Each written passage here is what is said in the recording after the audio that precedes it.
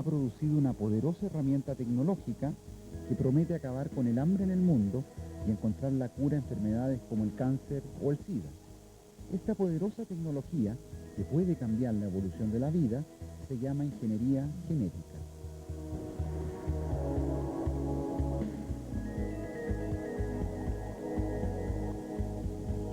Gran parte de las promesas de la ingeniería genética se basan en crear en el laboratorio organismos microscópicos, plantas y animales que no existen en la naturaleza. Además, en los próximos años terminará de trazarse el mapa del ADN humano. Este hecho será un hito tan grande como el primer viaje del hombre al espacio. Tan único es nuestro ADN que un solo cambio en este material puede variar completamente el destino de una persona. La cantidad de parejas que tenga, su carácter o incluso su forma de conquistar y amar. ¿Cuánto dependemos de nuestros genes? Antes de nacer, los genes de nuestros antepasados ya estaban actuando sobre nuestro futuro. Toda la conducta que precede el inicio de una nueva vida es un sello de fábrica, igual para todos. En el cortejo, los patrones de base de la seducción están alojados en la estructura genética de todos los seres humanos. En los años 60, el antropólogo alemán Dr. Eivesfeld filmó diversos rituales de cortejos en culturas aborígenes, como la de Papúa Nueva Guinea. Con una cámara ingeniosamente trucada, él parecía enfocar hacia adelante, pero en realidad la cámara filmaba hacia el lado. Así captó gran cantidad de secuencias de cortejo.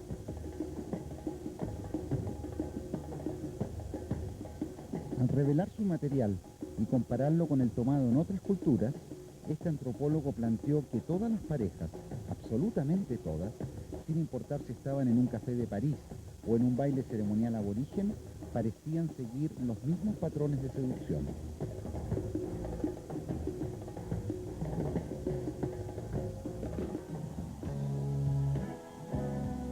¿Cuáles son las conductas que usted, sus amigos o esa persona que le atrae usan para conquistar?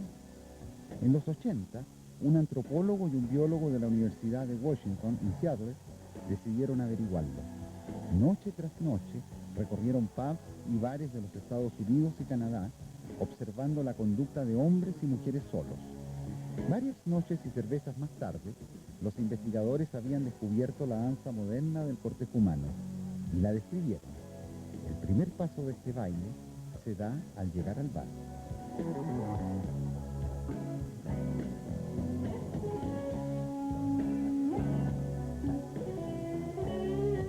Roberto, ¿podríamos tener un ejemplo simple de la conducta de un hombre seduciendo a una mujer? Ese macho que entra aquí, lo primero que haría cuando entra a este espacio es sacar pecho. Tirar la espalda hacia atrás y sacar el pecho hacia adelante. Es lo mismo que hacen los gorilas. Hombres y mujeres exagerarán sus gestos para llamar la atención. Cuando captó la mirada, trata de sostenerla. Este es un código universal. La mirada se sostiene entre macho y hembra cuando hay atracción. Si no, la mirada se baja, los ojos se bajan, o se pone huidiza. Es tan importante la mirada en todo este cortejo, es tan relevante que por algo el uso del velo deja libre los ojos. Las mujeres orientales solo muestran sus ojos y sin embargo les sobra con sus ojos para generar espacios de atracción profunda. Una sonrisa puede indicar el inicio del siguiente paso, la conversación, una etapa decisiva donde se revelarán no solo las intenciones del otro, sino los puntos en común o las diferencias. Primero una mirada, después una palabra, y entonces Quedan dos opciones: irse o quedarse. La retirada siempre es una opción ante el riesgo. Atacar o huir. Conductas pautadas desde el más hondo de los fondos biológicos. Ahora, si decidimos atacar, no queda más remedio que tocar. ser tocado implica permitir que el otro ingrese a un espacio privilegiado, al que solo llegan unos pocos. Cuando esta valla se ha pasado, viene el paso final. Empiezan a moverse de una manera sincronizada, casi a respirar de un modo sincronizado, a mover la cabeza sincronizadamente. Esa es la señal de aceptación.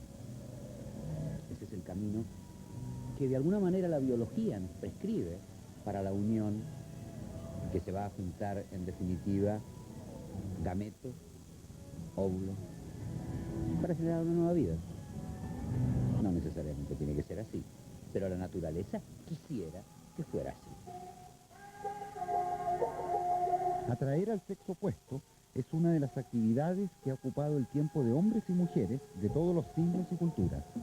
Acentuar las formas del cuerpo, arreglar el cabello, pintarse, son todas estrategias que los individuos buscan para resaltar sobre los demás. Y en esto de conquistar al otro, los seres humanos no tenemos la exclusividad. En la naturaleza, todos los animales tienen su forma de atraer.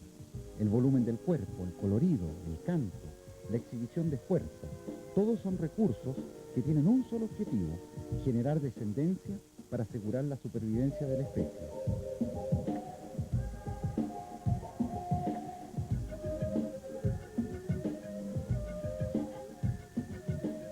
Todas las formas de atraer son parte de un juego que se conoce como selección sexual y que consiste en un complejo ritual para seleccionar una pareja. Una competencia en la cual el macho triunfador tendrá como premio fecundar a la mejor hembra. Para la hembra, a su vez, el premio será perpetuar los mejores atributos del macho en su descendencia.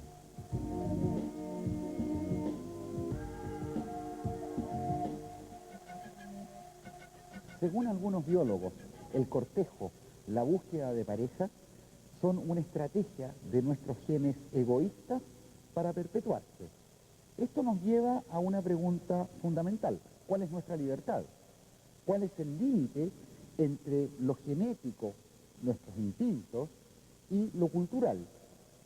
¿Cuál es la ventaja que tienen, por ejemplo, los más bellos para perpetuar sus genes? En el caso de los seres humanos, hemos descubierto que lo que nos atrae del sexo opuesto son características que certifican salud. Los marcadores de salud son muy atractivos y son específicos de cada sexo. Es decir, los hombres tienen ciertas características que los hacen atractivos porque certifican salud, y las mujeres tienen ciertas características corporales que las hacen atractivas porque son garantías de salud. Sin importar la cultura, las características físicas más valoradas en una mujer son una frente más alta que el promedio, labios más carnosos, una mandíbula delicada, nariz pequeña, cintura angosta, caderas anchas y pecho firme. En el caso de los hombres, las preferencias son por aquellos de mandíbula fuerte, mentón cuadrado, ceño imponente, buena musculatura y una altura superior al promedio. A través de estudios y mediciones, el doctor Randy Thornhill ha descubierto que los rasgos que percibimos como belleza son resultado de dos elementos: la simetría física y los rasgos producidos por las hormonas sexuales. La importancia de las hormonas es que estos rasgos que son influidos durante el desarrollo por las hormonas sexuales indican la calidad global del individuo, en el sentido que estas hormonas impactan negativamente el sistema inmunológico. Por lo tanto, para que un hombre tenga una mandíbula fuerte, requiere mucha testosterona. Pero la testosterona perjudica el sistema inmunológico. Entonces, un hombre con una mandíbula fuerte está exhibiendo un sistema inmunológico de calidad superior. Dentro de sus investigaciones, Thornhill se ha dedicado también a estudiar la simetría humana. Un individuo es simétrico cuando, al unir características pareadas, como los ojos, labios, nariz y pómulos, estas coinciden en una línea perfectamente horizontal. Si te fijas en la simetría animal Al elegir pareja, si observas la simetría del individuo del sexo opuesto, esto te dirá cuán bien ha resistido ese individuo a problemas ambientales durante su desarrollo. La simetría también te dice cuán libre está el individuo de problemas genéticos, porque sabemos que los genes malos, los genes mutados, también atentan contra el desarrollo de la simetría.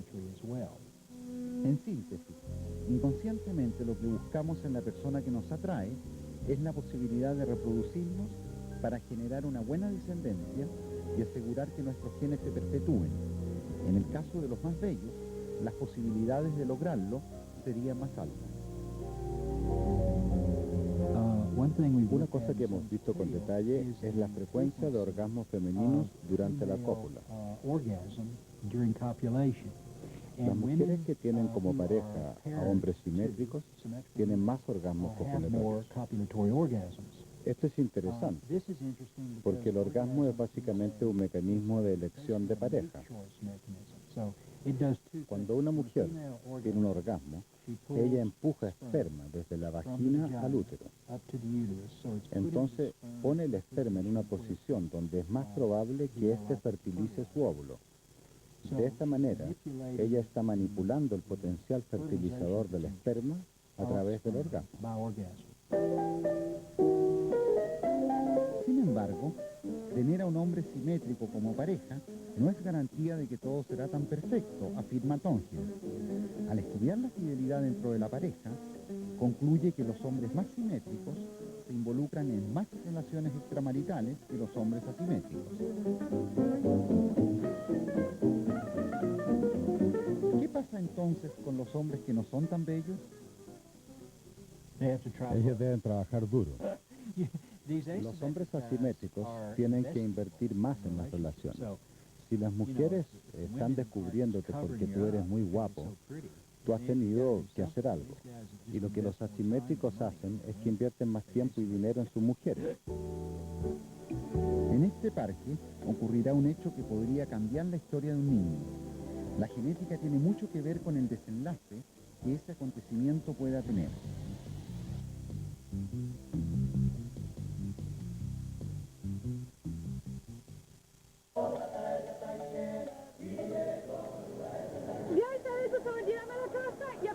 Mira enfermedades genéticas que afectan al hombre, la hemofilia.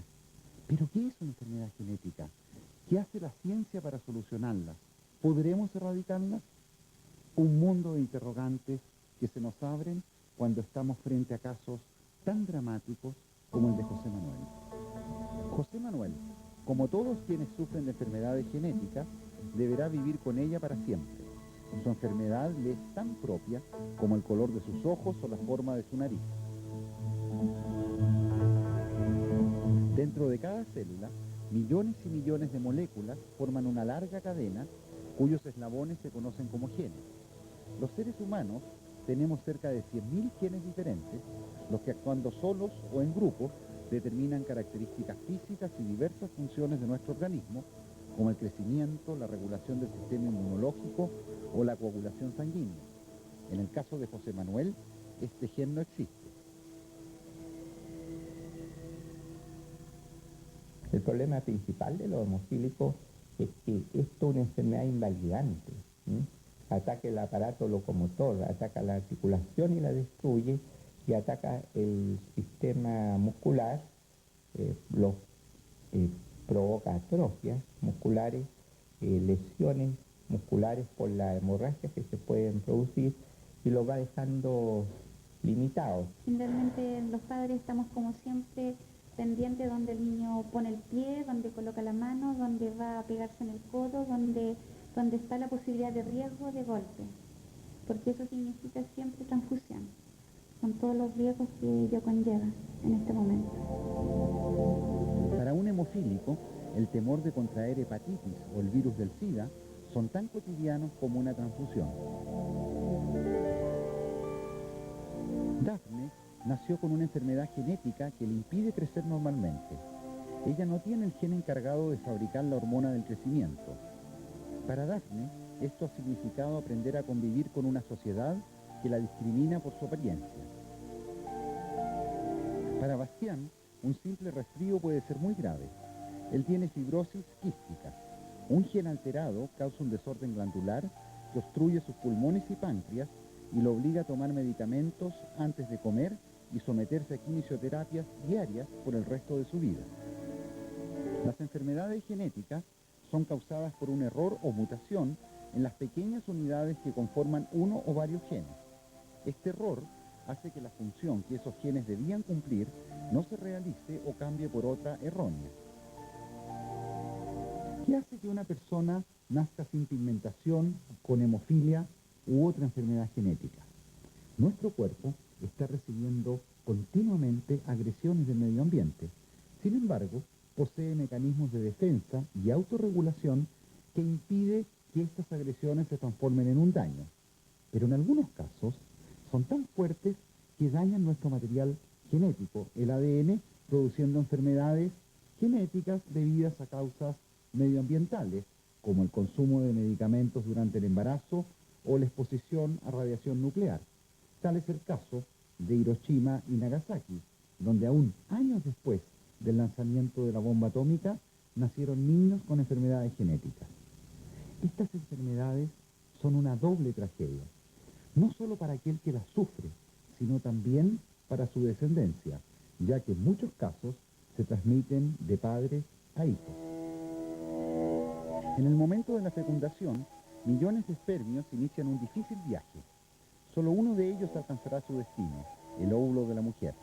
Con esta unión comienza el nacimiento de la vida. Cada ser humano hereda 23 cromosomas de cada padre. Los 46 cromosomas contienen 100.000 genes, los cuales portan la información que determinará las características de cada persona. Si apenas uno de estos 100.000 genes no está o falla, el niño nacerá con problemas. Desde que el monje austriaco Gregor Mendel identificó las bases de la herencia en 1865 hasta hoy, el hombre ha identificado los genes, ha descubierto la molécula del ADN y dilucidado el código genético. Todo este conocimiento ha permitido que hoy el hombre tenga en sus manos la capacidad de modificar y crear vida, ajustándose a límites impuestos solo con la ética y la imaginación. A mí lo que me gustaría para José Manuel es que existiera una solución para el problema que él tiene, una solución definitiva. Yo creo que es lo que todos los papás de niños hemofílicos quisiéramos, no verlos más limitarse en su vida cotidiana, no verlos inyectarse, no verlos sufrir por el dolor articular, por el dolor muscular, por dolores a tan temprana edad. Para José Manuel, como para Bastián y Daphne, los tratamientos son vitales, pero su única y definitiva esperanza es la terapia génica. A principios de los 80, David, un niño norteamericano, fue conocido en todo el mundo como el niño de la burbuja. Debido a la ausencia de un gen, sus células sanguíneas no producían defensas contra las enfermedades. La única solución posible fue aislar a David de cualquier contacto con el ambiente hasta el día de su muerte. Ashanti y Cynthia sufren del déficit de ADA, la misma enfermedad inmunológica que padecía David. ¿Por qué hoy ellas pueden vivir como cualquier niño sin riesgo de muerte? A principios de los 90, Ashanti y Cynthia fueron las primeras favorecidas por un tratamiento que promete cambiar la historia de quienes padecen enfermedades que afectan a un solo gen, la terapia génica. La idea es reparar la fábrica que produce los glóbulos blancos, las defensas del cuerpo. Los glóbulos blancos son producidos por células de la médula ósea. Lo que hicieron los médicos fue tomar algunas de estas células e infectarlas con virus que portaban el gen que las niñas no tenían.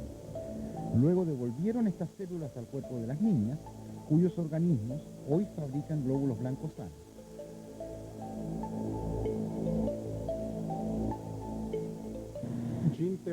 La terapia génica es un área emergente de la medicina que está intentando usar a los genes como el remedio para tratar enfermedades. Nosotros sabemos que en muchas enfermedades la causa es un gen perdido o roto, y en esos casos sencillamente lo que hacemos es tomar un gen normal y ponerlo dentro de la célula. Para esto se utilizan virus, los únicos microorganismos capaces de llegar hasta el núcleo de las células y cambiar su información genética. En el laboratorio, el ADN del virus se modifica agregándole el gen sano que el paciente necesita. Luego, una solución que contiene millones de virus portadores del gen sano se inyecta en el tejido afectado o directamente a la sangre. Al hacer blanco, los virus introducirán el nuevo gen en el núcleo de las células afectadas, dando a estas la capacidad de funcionar de manera normal. Hasta el momento, ninguna enfermedad ha podido curarse completamente con terapia génica, pero los resultados conseguidos al día de hoy abren grandes esperanzas para quienes padecen enfermedades genéticas que aún no tienen cura. La terapia génica podría incluso ser la solución para el SIDA. Estamos a punto de empezar algunas pruebas usando terapia génica para pacientes infectados con SIDA. Estamos tratando de introducir genes en la médula ósea, lo que hará las células más resistentes al crecimiento del virus. Ahora, nosotros no tenemos una cura, tenemos un posible tratamiento que vamos a ensayar en pruebas clínicas dentro de 1 o 2 años. Aunque las terapias génicas aún están lejos de realizarse en Chile, los médicos ya están viendo en ellas una esperanza para sus futuros pacientes. ¿Cuál sería la significación que tiene la terapia génica para una serie de enfermos que hoy en día, podríamos decir, son incurables? Yo creo que la terapia génica es la terapia del 2000. Es decir, claramente abre una luz de esperanza para muchas enfermedades incurables que no se tratan con drogas, que no tienen una respuesta buena, satisfactoria en este momento. Y de ejemplos de esta, yo creo que una de las cosas que más se va a beneficiar en el futuro es el tratamiento de los cánceres. En el Centro de Investigación del Cáncer de la Universidad de Texas, en Houston, se está abriendo una nueva esperanza para quienes padecen de glioblastoma multiforme, el más maligno de los tumores cerebrales. El 90% de estos pacientes no vive más allá de 5 años desde su diagnóstico, sufriendo secuelas tales como convulsiones, parálisis, pérdida del habla y de la memoria. Hasta hoy, ni la cirugía, ni la radiación, ni la quimioterapia han sido capaces de frenar el crecimiento del tumor. La terapia que se está probando experimentalmente en Houston podría cambiar este diagnóstico pesimista. A las células cancerosas se les inyecta un virus que contiene un gen del herpes. Este gen cambia el ADN de las células tumorales, dejándolas indefensas a una droga contra el herpes que luego se administrará al paciente. La droga matará a las células cancerosas, reduciendo considerablemente el tamaño del tumor en solo 2 semanas.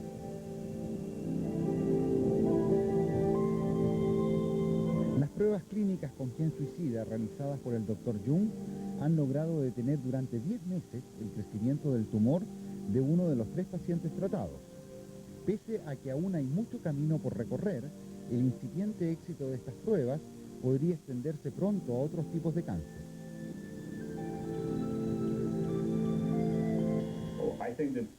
Creo que la terapia génica va a producir un gran impacto en la medicina del futuro, porque tan pronto como empecemos a comprender la estructura genética del cáncer, ya sea un tumor cerebral, cáncer de mama, cáncer de próstata, cuando nosotros comprendamos cuál es el cambio genético, vamos a ser capaces de corregir esos cambios en los genes. A fines del siglo XX, la terapia génica podría transformarse en un hito en la historia de la medicina, tal como lo fueron en su tiempo el descubrimiento del ADN o los trabajos de Mendel. Pienso que en un futuro cercano usaremos estas técnicas de terapia génica rutinariamente. Los médicos podrán recetar genes de la farmacia y administrarlos a sus pacientes para tratar distintas enfermedades. Los avances en genética no solo nos permitirán prevenir enfermedades, sino que también harán cambiar nuestra mirada sobre el entorno. Hemos traspasado las barreras que ha puesto la naturaleza entre las diferentes especies. Estamos colocando genes de microbios en plantas, genes humanos en animales y bacterias.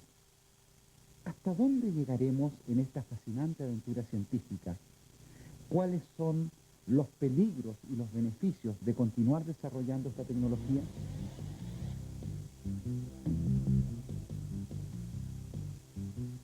Irán desapareciendo sepultadas por el avance de las ciudades y por la fuerza implacable de la erosión.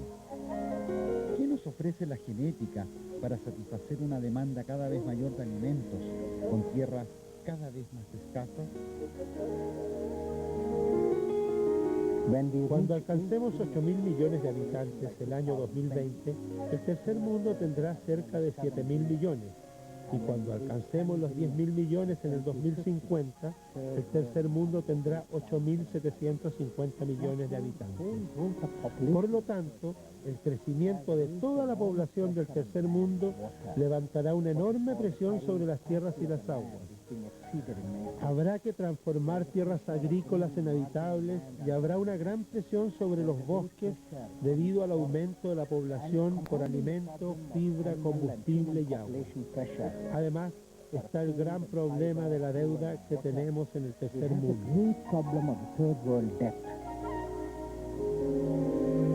Hoy, en un mundo que pareciera solucionar día a día sus problemas, el hambre y la miseria son un tema candente en parte significativa de África, Asia y América.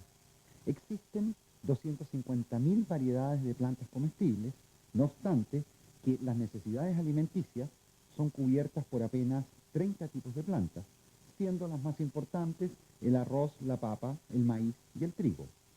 El hombre ha luchado para mitigar el hambre inventando herbicidas, pesticidas, trastocando genes. ¿Podrá la ingeniería genética ayudarnos a solucionar este problema que amenaza el futuro de la humanidad? Tomates de madurez retardada, frutillas resistentes al congelamiento y las pestes, café con mejor sabor y resistencia a las plagas, arroz resistente a virus y parásitos, trigo resistente al gorgojo y con más proteína.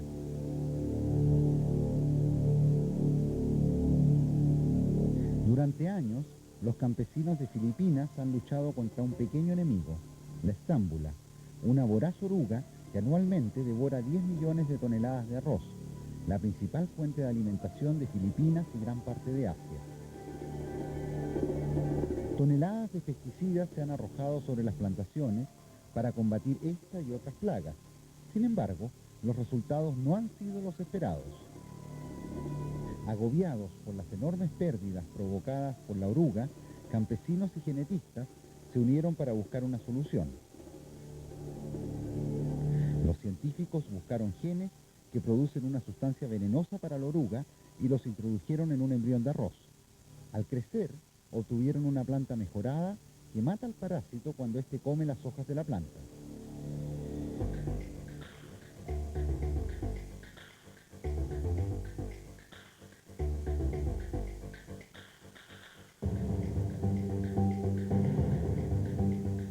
Las bacterias, hongos y parásitos que atacan los cultivos destruyen cada año el 35% de las hortalizas, granos y frutas de todo el mundo. Nuestro país no está ajeno a esto. Por eso, una de las cerca de 1000 variedades transgénicas que hoy existen en el mundo fue hecha aquí, en Chile. Nos interesamos en la papa básicamente porque representa un cultivo de mucha importancia nutritiva en Chile. Prácticamente se cosechan alrededor de 840.000 toneladas al año de papa. Cada chileno consume un promedio de 42 kilos de papa al año. Sin embargo, la destrucción que provocan las bacterias en los cultivos generan pérdidas de 17 millones de dólares anuales. Este daño es producido por la erwinia, una bacteria que ataca la papa durante su crecimiento y almacenaje. Pero la naturaleza es caprichosa y ha dado a algunos insectos la capacidad de producir una proteína mortal para bacterias como la erwinia. La ecuación parecía simple. Una papa más el gen de un insecto daría una papa resistente a la bacteria. Pero, ¿cómo se pueden sumar papas con insectos? Para introducir un gen de otra especie a un vegetal, se utilizan bacterias a las que se inserta el gen que mejorará la planta. Luego las bacterias se ponen en contacto con las células del vegetal, integrando a este los genes que le darán resistencia. Nosotros, además de introducir resistencia a bacterias, podemos introducir resistencia a virus y a hongos. Se espera que particularmente en el caso de hongos y de virus, estas alternativas, estas estrategias permitan disminuir el uso de pesticidas. En una granja cerca de Boston habitan las 30 cabras más valiosas del mundo. Luego de años de investigación, científicos lograron modificarlas genéticamente para convertirlas en fábricas naturales de antitrombina 3, una proteína anticoagulante producida por el plasma sanguíneo del ser humano. La leche de estas cabras es el primer medicamento producido por animales transgénicos que se administra a un ser humano. Con su aplicación, será posible proveer de un medicamento barato y sin riesgo de infección a pacientes con problemas hepáticos, quemados o trasplantados. ¿Qué importancia tienen los animales transgénicos para la medicina? Bueno, muchas de las proteínas que se usan en medicina